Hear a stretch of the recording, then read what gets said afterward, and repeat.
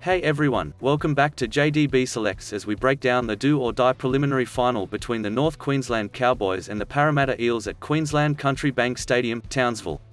If you haven't already or are new here, please subscribe to the channel, drop your predictions in the comments below and smash the like button. We've also launched our new Facebook group, JDB Selectors. This is your chance to be involved in the videos and to share your tips and predictions with other subscribers. The link is in the description below, but you can find me anywhere by searching for JDB Selects. Now before we get stuck into this week's game, let's reflect on how these two sides got here. The Cowboys have only had to play one finals game, although it could be classed as 1.5 considering it went for almost 95 minutes. In my opinion, it was the game of the year. The scores were locked at half-time, locked again at full-time thanks to a late sin bin for Cronulla and Big Jason Malolo crashing over with 20 seconds on the clock. 60-plus points, 10 minutes of extra time and then a spectacular 45-metre two-point field goal from Valentine Holmes to send the Cowboys into the prelim final. It was exactly what finals football should look like. Let's hope the games this week are just as dramatic and competitive. The Parramatta Eels got through to their first preliminary final since 2009 by slaying the Raiders 40-4 in a first-half blitz in front of their home fans. The Eels had 63% of possession in the first half and probably would have kept the Raiders scoreless, if it weren't for a brilliant solo effort from Xavier Savage. Parramatta was a class above Canberra with Dylan Brown, Clint Gutherson, Mitchell Moses and Junior Paulo all stepping up when it mattered most.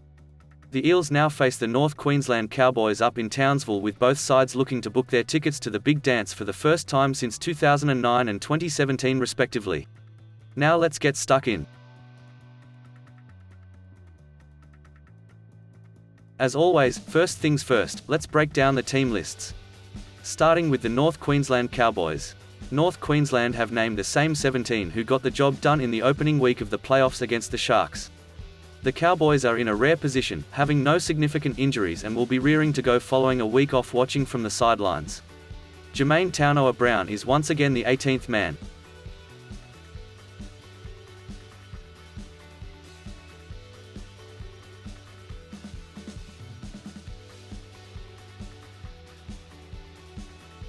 And moving to the Parramatta Eels. Brad Arthur has named the same starting 13 that blew Canberra off the park last week, including centre Tom Opacek, who remains in doubt after leaving the field with a hamstring injury against the Raiders. If he is ruled out, Marita Neo-Correa may move to the centres with Nathan Brown joining the bench or Bailey Simonson could come into the backline.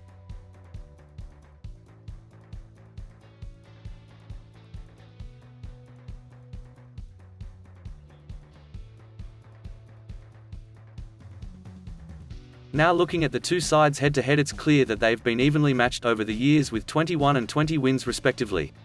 They also have had very similar completion rates and tackle efficiency this season. These two sides only met once in the regular season and the Cowboys dominated the Eels 35-4 in Darwin. The Cowboys have an amazing record over the Eels in Townsville, having won 11 of the past 13 games, with the Eels' last victory over the Cowboys in Townsville coming way back in 2017. North Queensland have also won 8 of the past 9 games in Townsville and went 9-3 at home this season. The stats suggest that it's likely a blowout score line when these two sides meet, as the average winning margin is 20 points, and only 3 of the past 10 games have been decided by 16 points or less. Moving to my key player matchups, starting with the dynamic 5'8" Tom Dearden and Dylan Brown. Dearden has had his breakout season under Todd Payten at the Cowboys. The 21-year-old has played a crucial part alongside Chad Townsend in leading his side to the preliminary final, as well as making his Origin debut in Game 3 and having a blinder.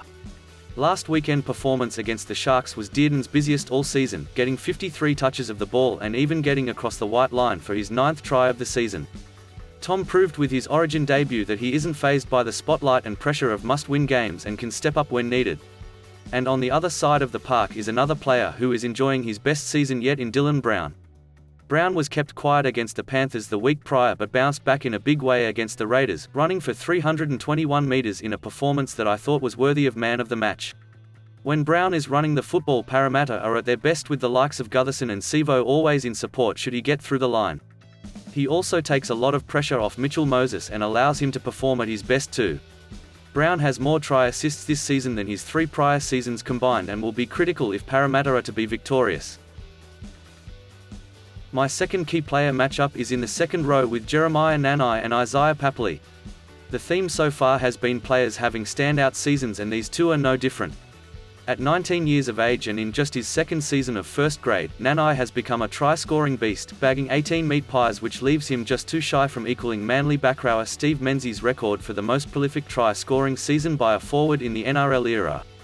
Nanai has been almost impossible to stop close to the line, but it's his ability under the high ball that has set him apart from many of the other back rowers in the competition. You're crazy if you aren't including Jeremiah Nanai in your same-game multi as an anytime try-scorer.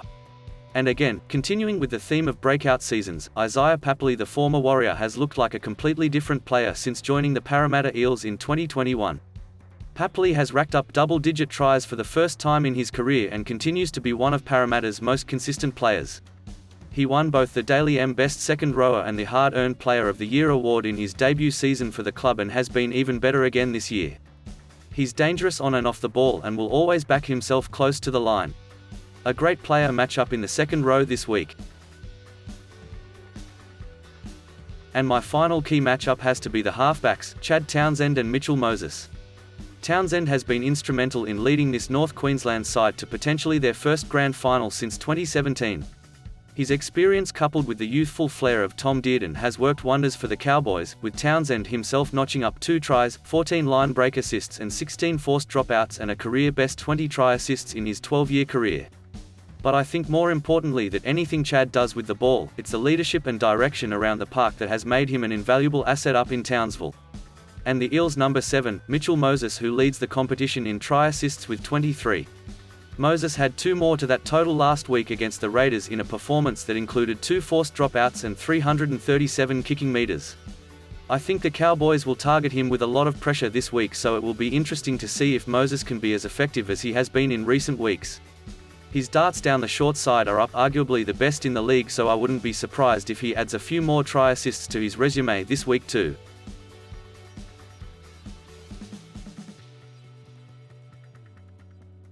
And that's my slightly longer than usual breakdown of the preliminary final between the North Queensland Cowboys and the Parramatta Eels. Let me know in the comments below who you think advances to the grand final and who you think they'll be up against. Thanks as always for watching, and I'll catch you all in the next video.